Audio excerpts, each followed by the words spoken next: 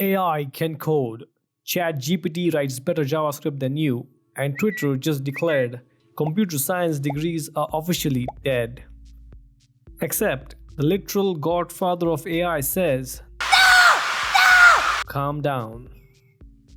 Geoffrey Hinton, yes, the man who helped invent neural networks, casually dropped a truth bomb. CS degree isn't dead, but being a mid-level programmer for life? Yeah, that might be. And no, that's not the same thing. Here's the mistake everyone is making.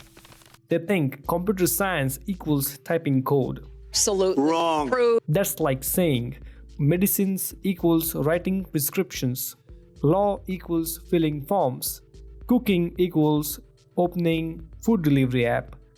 Coding is just the keyboard part of CS.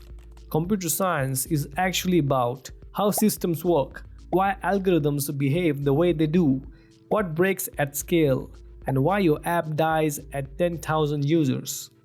Hinton is brutally honest though. If your entire career plan is write CRUD, attend stand-ups, repeat, AI is coming for that job. Because AI is amazing at boilerplate, repetitive logic, convert this Java code to Python, and Stack Overflow cosplay, with of course hallucinations.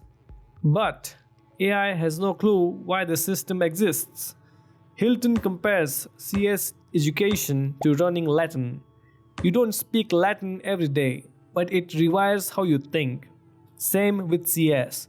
Algorithms train your brain. OS teaches you constraints. Networks teach you failure. And databases teaches you humility.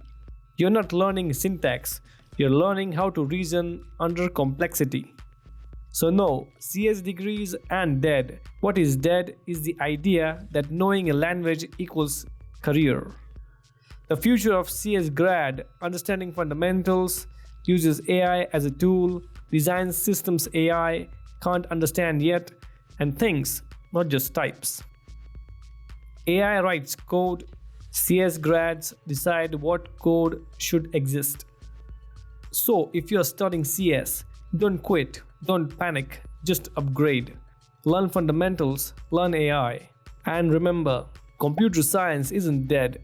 Bad CS takes on Twitter are. Like, share and subscribe, and share in the comments below what are your thoughts on the future of computer science. Thank you for watching.